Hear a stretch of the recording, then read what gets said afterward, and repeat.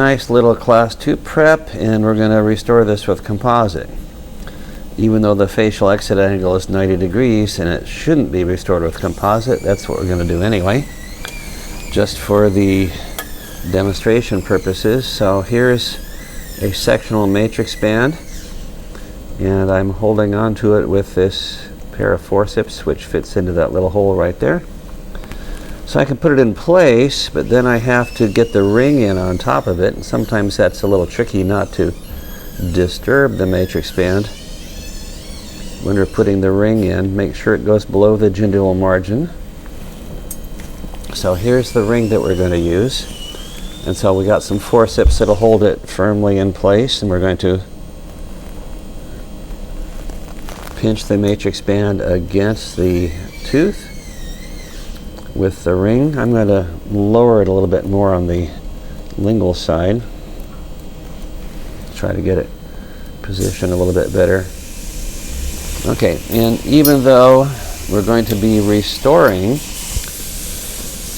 these areas, and we don't have to condense well up in these areas because we can't condense composite, we still want to make sure the matrix band is high enough so it helps us shape the composite in those areas. Okay, now the next thing we're going to do is wedge, and these particular rings have a space where you can put the wedge in underneath. So we're going to wedge the teeth apart for reasons that we've discussed. Then we're going to burnish the matrix band.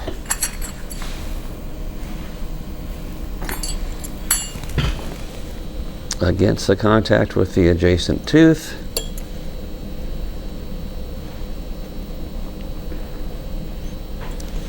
Now, the gingival margin doesn't seem to be held super tight against the gingival part of the matrix band doesn't seem to be held really tight against the prep. So we're going to have a little excess gingivaly in that area, most likely. Now, it's also likely that the wedge is not touching the entire matrix band in that area. So let's see what I can do to fix that. I'm actually going to remove the ring. We're going to place it a little differently. And of course, notice I lost the band at the same time. Now we're going to get the wedge out of here.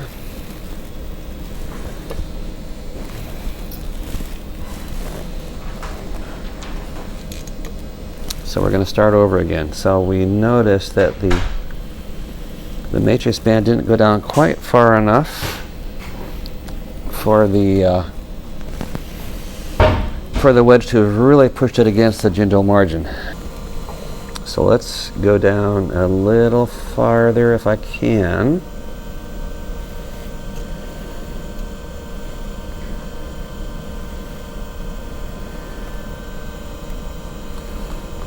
Now, if we had a taller matrix band, it might make it easier in this case, but that's about as much as I can do.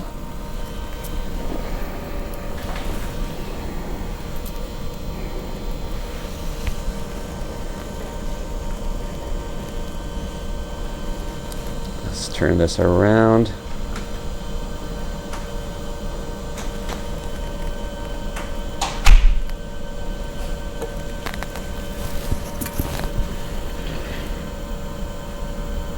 Okay, so now I'm going to go ahead and place a wedge back in there again.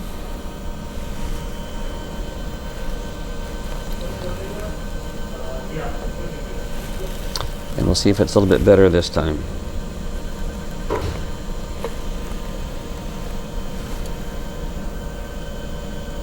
Notice the way that slipped up? So this band is not quite pinching the lingual part of that matrix, the ring is not pinching the lingual part of that band. So maybe I can separate them again.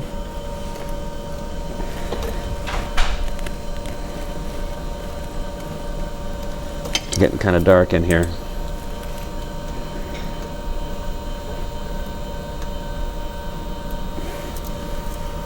So it's pinching the mesial part, or the facial part there. But you see the position of that band is not quite against the tooth, is it?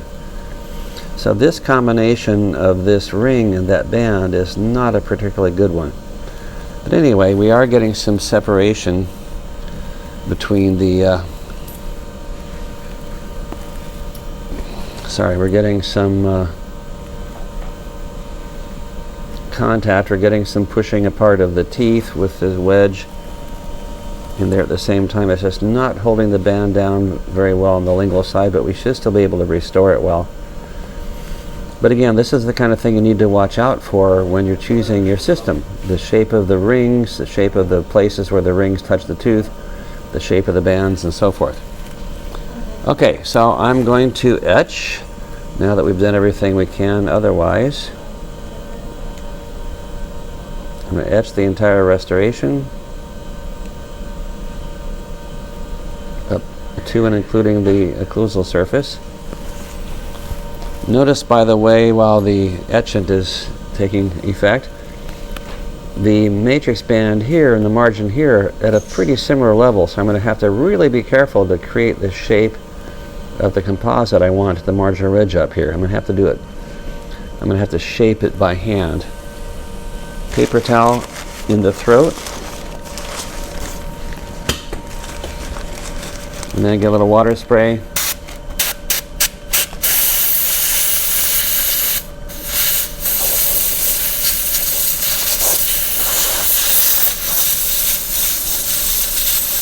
Just so we don't necessarily want to get everything on the floor.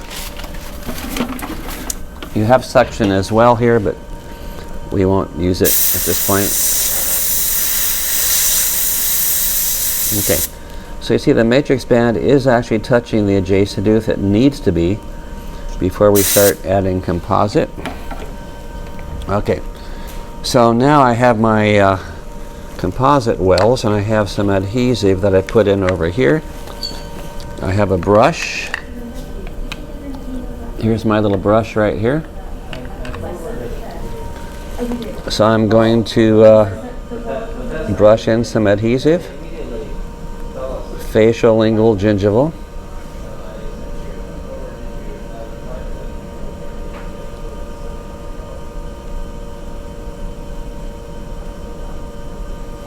So I'm not putting in any more than I really need to.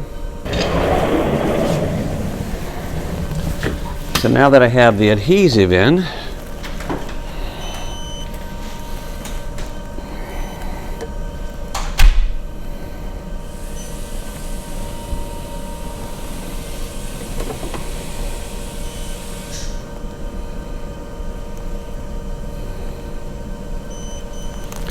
so we can give it a couple of curing periods.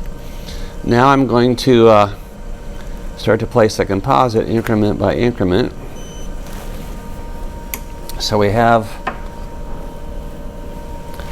the composite placement instrument, which has a little condenser type end, and then it has a flat blade. This blade is not particularly thin. I have a much thinner blade that I'd rather use, and that is over here. So the interproximal carver has a much thinner blade on it. And if I want to add composite, I can put it in against the axial wall right here. I'll pick it up on this side of the blade.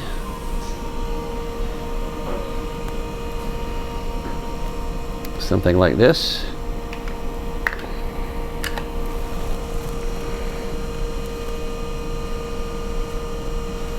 The big trick is to get it to stay in the prep. So if we position it basically, then we can take that condenser end of the other instrument and sort of push it down. If it sticks a little bit, you can pick up a little, just moisten the end of the instrument with a little bit of composite or the adhesive. Then we push it down. We want to make sure that it gets over the gingival bevel.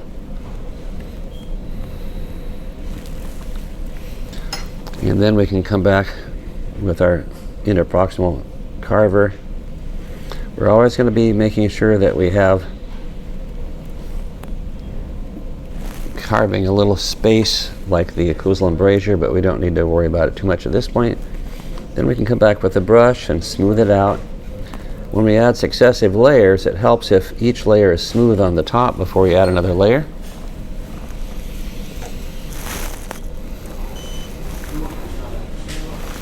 Especially when you're wearing loupes, it doesn't pay to look at the light. Looking at the loupes is focusing the light on your retina, not a good thing.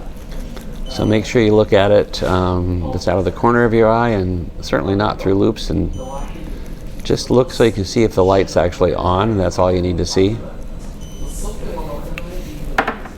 Okay, so now I'm going to add some more.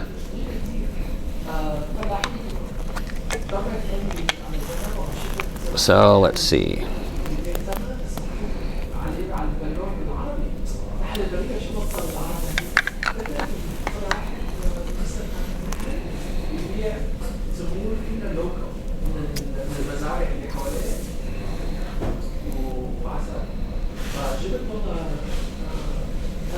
So again, I could use the plugger end here and just sort of push it gingerly. Now we're getting a little bit more onto the occlusal on the pulpo floor.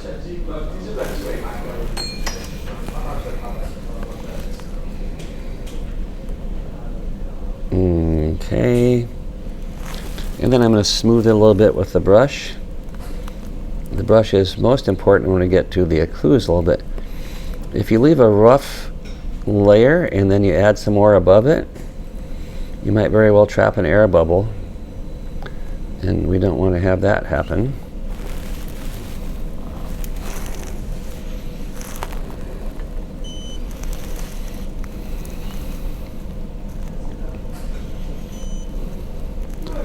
By the time we get this filled and cured, we could have been finished with the amalgam and have the patient paid already, huh?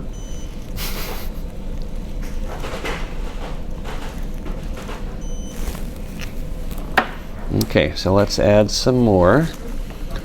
So I'm going to add it, I think, with this side of this instrument.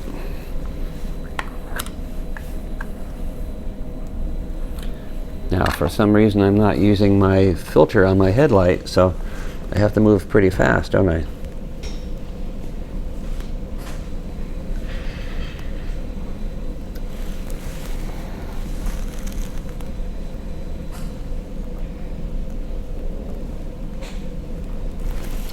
And now it's important that I start to carve it away from the matrix band and start to get a little form for the occlusal embrasure.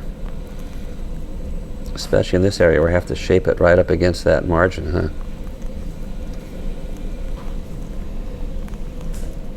So I'm starting to shape the occlusal embrasure, hopefully before my headlight cures it. I just forgot to bring my filter out. Then I can come back with the brush and smooth that out too.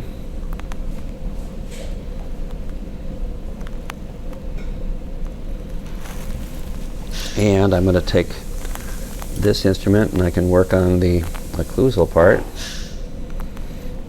I can get it down into the isthmus a little bit and remove some excess at the facial lingual margins.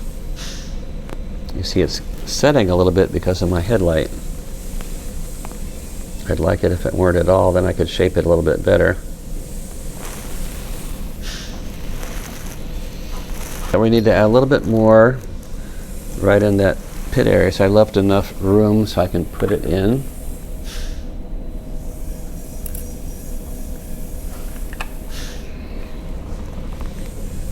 Right here.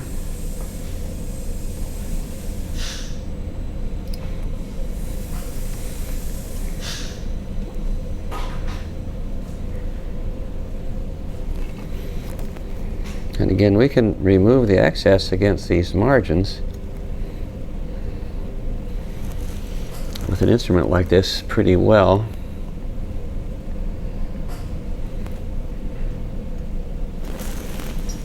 And then brush it. A lot of times you're going to get most of the anatomy done pretty nicely with the brush. Not so much in this case, but you can see it's coming along all right over here in this dovetail area. So we have a fair amount that we have to carve up in this area here. And ultimately I got more against the matrix band than I would like to have gotten, but we'll see how it works out. Okay, so let's light cure it one more time. Now, the trick is,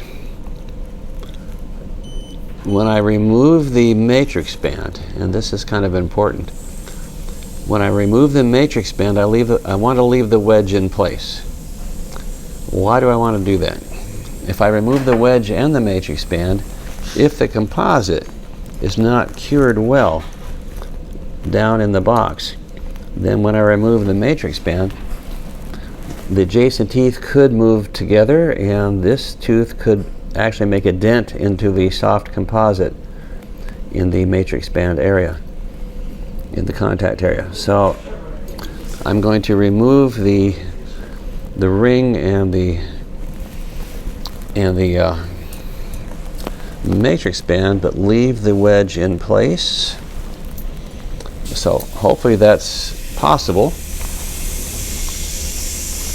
So make sure the wedge is tightly in place, then remove the ring and the band. Now we're going to light cure it one more time, just to make sure the composite is firmly set before you allow the teeth to come back together and push on each other. So I'm light curing without the band from the facial and the lingual. Then when I remove the wedge, the teeth won't, the adjacent tooth isn't going to make a bad contour in the composite.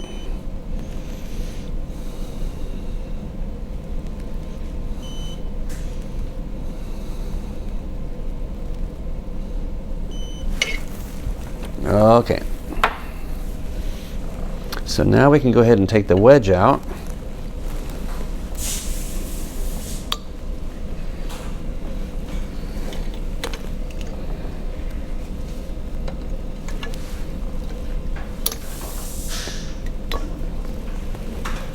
Okay, so obviously we have a good contact. We have to work on the occlusal embrasure though quite a bit, don't we? So let's start with the same strategy that we used for amalgam. We're going to start with the top of the marginal ridge. And we're going to go with the two burrs that we used for finishing the composite. So one is the 7404, which disappeared on me. The second one is this one, the 7901. That's the one that's really important. 7404 is the one we use for equilibrating the typodont, and here it is over here. But we can use it for the restorations too. But first I'm going to come along and just do the top of the marginal ridge.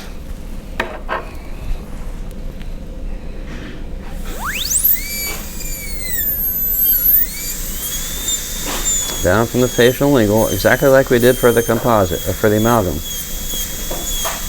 Down from the facial cusp ridge to the top of the marginal ridge, down from the lingual cusp ridge to the top of the marginal ridge.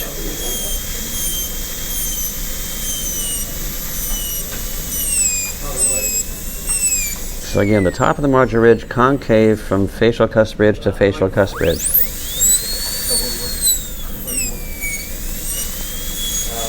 Now we can do the occlusal embrasure next. That's part of our normal strategy, exactly what we did for amalgam.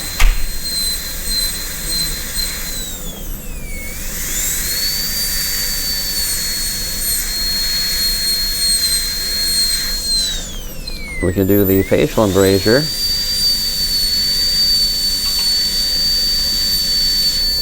Notice when you're doing these embrasures with this burr for the composite, you have to be super careful about hitting the adjacent tooth, don't you? So as usual, if we want to see if we're hitting the adjacent tooth, we have to look so we can see how close the burr is to the adjacent tooth.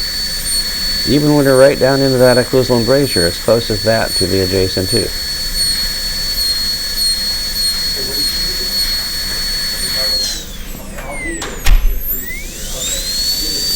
Okay, so now we've got a pretty good start on the top of the marginal ridge and on the outside of the marginal ridge. Now to do the rest of the occlusal, we're going to use the 7404. It would just be a brass rubber hand. Okay, 2506. So I'm going to make the pit. Again, this should sound very familiar. Make the pit here next to the marginal ridge. have grooves come down parallel to the marginal ridge into that pit. Same thing on this side.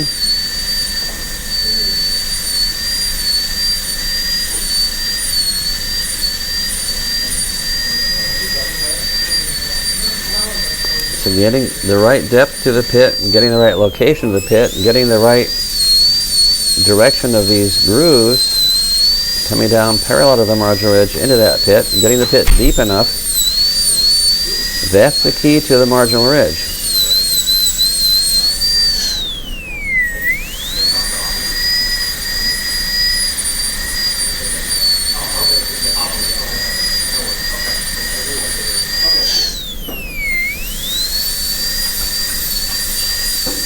Then, once we get the pit deep enough, then we can do the inside of the marginal ridge like this.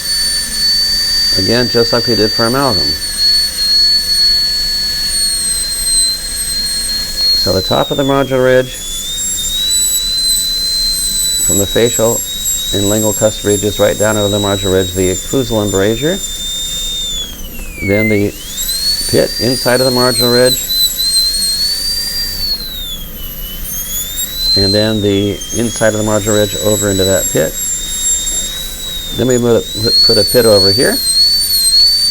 Make sure we have both of our pits. For the amalgam we just did, we had 4 pits. Now we only have 2. So make sure they're deep enough, and when you have the pit, then you can go back and forth between the pits. And I'm just keeping the burr just barely touching the margin. And again, everybody's worried about damaging the surrounding tooth structure, so they end up leaving a lot of excess composite. So we don't want to be doing that. Notice how narrow the isthmus is. So when I make the central groove in the middle of the isthmus, I have to be looking this way so I see exactly how close I'm making the central groove to both sides of the isthmus, both the facial and lingual walls. Now, I'm going to, at this point, clean it up a little bit with the enhanced polishing point and see what we have going on. Okay, so this will do a good job of cleaning up a lot of what's happening here on the occlusal.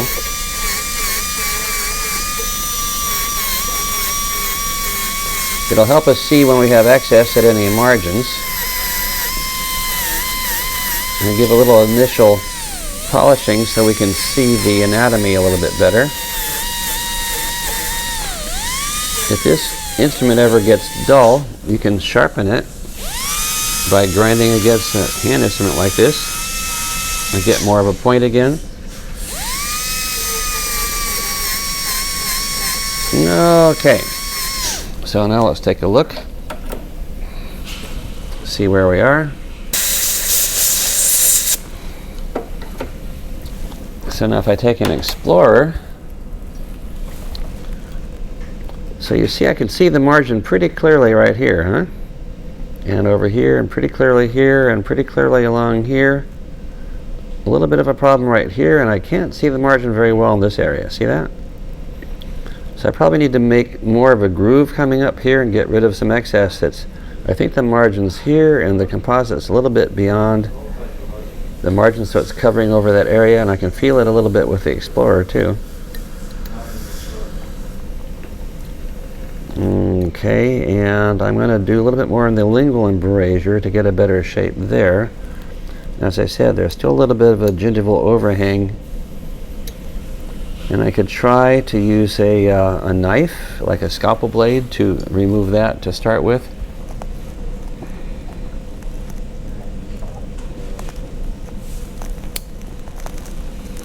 Okay, so what we can do is turn this way.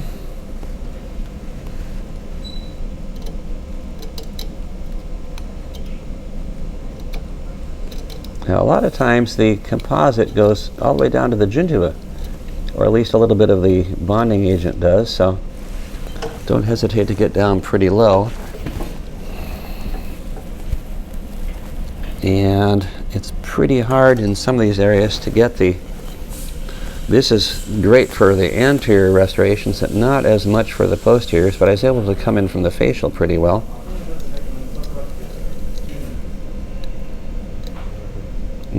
Okay. And we could even use the interproximal carver, that really, really thin instrument that I was using earlier for applying the composite. We can use it for coming into these interproximal areas as well. Let me see if I can do it a little bit better from this side.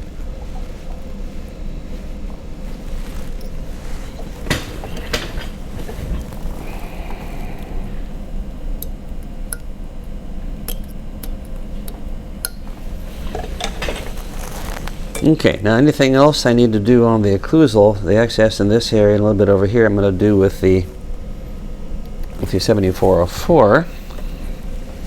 So back to the high speed again. So I'm going to make a little bit more of a groove coming up this facial side.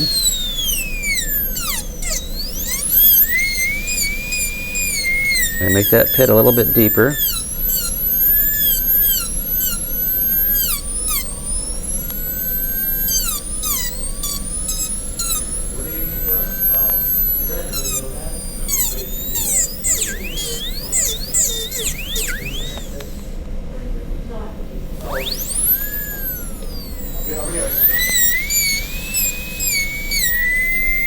Now this margin's cleaning up a lot more. Do the same thing over here, turn the patient to the right, have the handpiece on the lingual.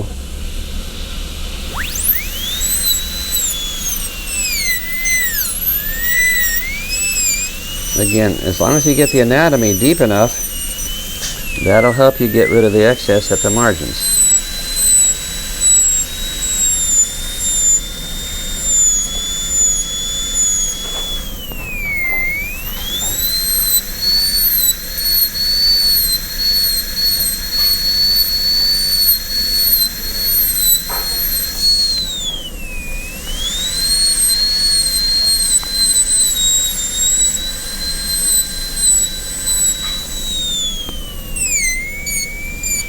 Okay, now let's go back and clean it up more with the enhance point.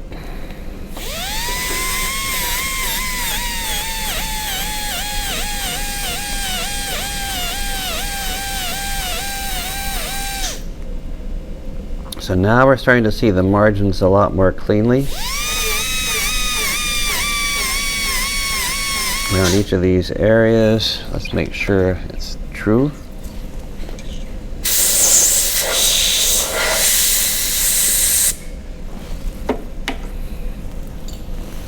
So probably I'd still want to clean this area up a little bit more right through here.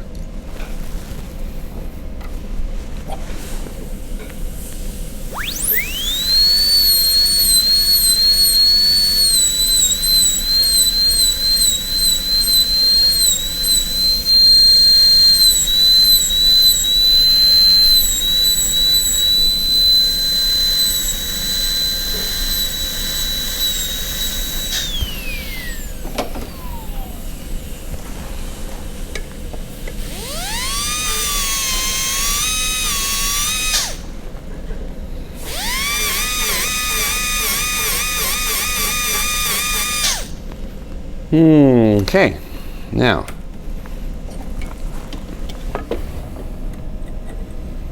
let's see if we can do a little bit more on the lingual embrasure with the 7901. Probably can't do too much.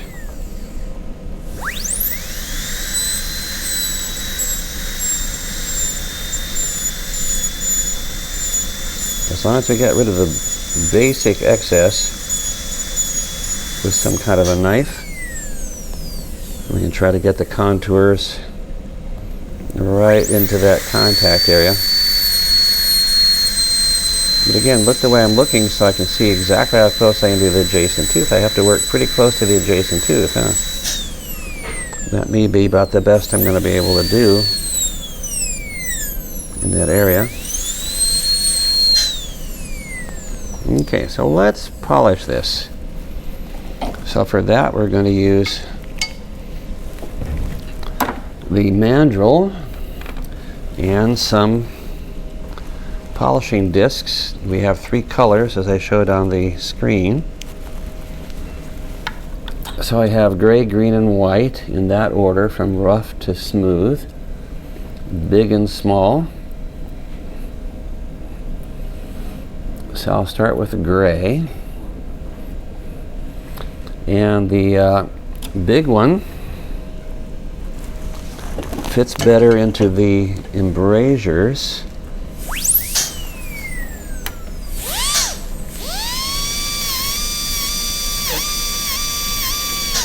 Both the facial lingual embrasures, and we can do either side of the disc.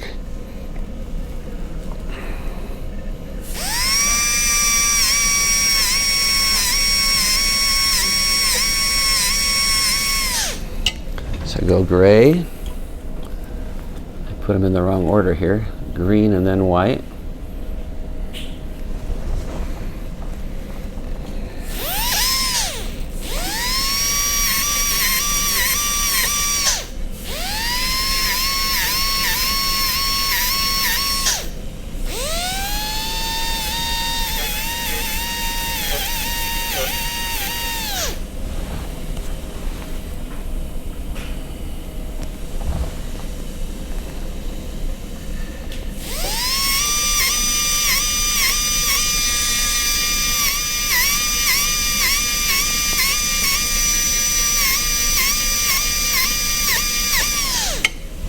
Okay, then we'll use the small ones.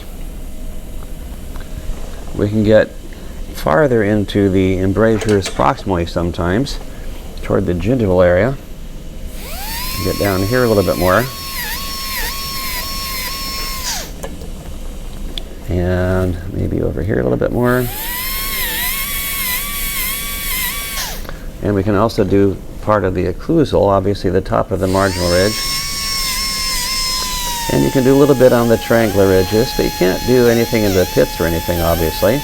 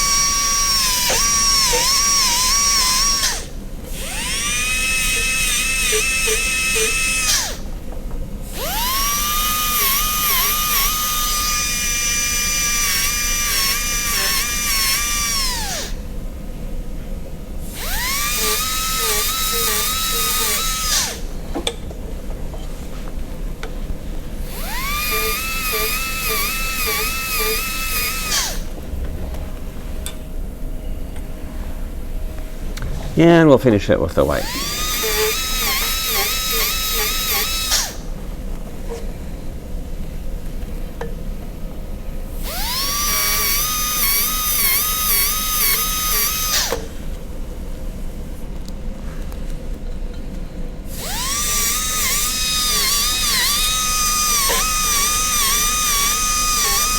Now, a lot of times when you really polish it well with the discs, you start to discover some things about the margins that you didn't see before. Because you're generating a really, really fine dust, and a lot of times that dust sort of collects at margins, especially if the margin has any kind of a discrepancy at all. So let's take a look and see what we see here.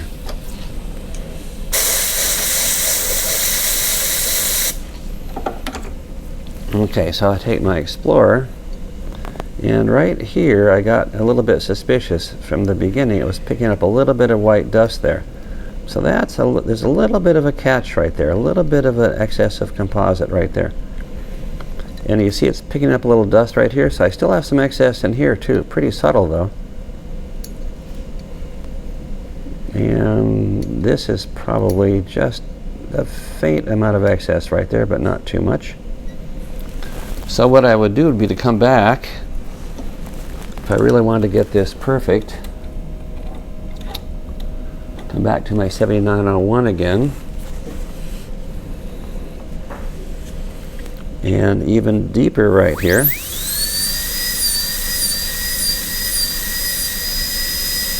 So I can get rid of that little bit of excess right at that margin.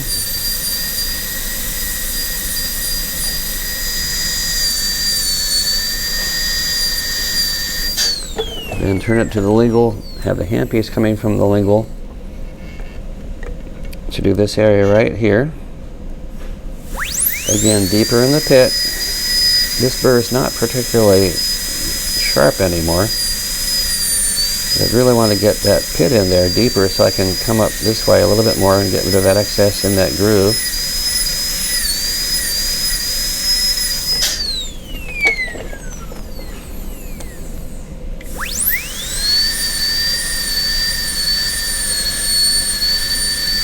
And I can do just a touch more over here.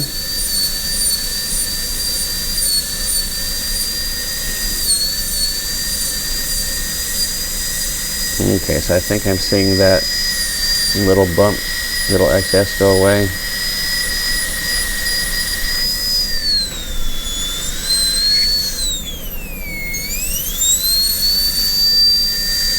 So then we can come back again, clean it up with the enhanced polishing point, do whatever we wanted to with the discs, and we'd have it about as good as we're going to be able to get it. Now the last thing we're going to do, but to get into these little areas right here, I'd have to use the enhanced point to get it just right, to really clean that up. I think I will do that.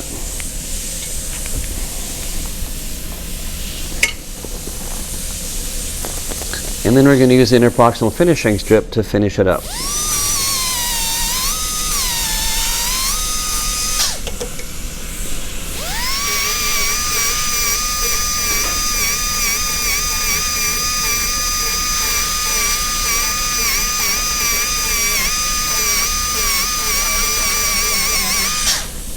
Okay, so that's about as good as we're going to get it as far as the occlusal is concerned. And then the interproximal finishing strip. So we have the rough end over here and the smooth end over here. So these are fairly narrow, so they fit underneath the contact. Obviously you don't involve the contact at all.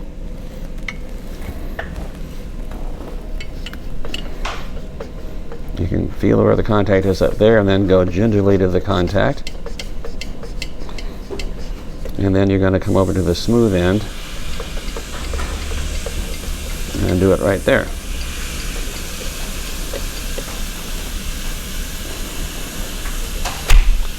And that pretty much takes care of it. So again, now you know why we charge more for composite than we do for amalgam, right?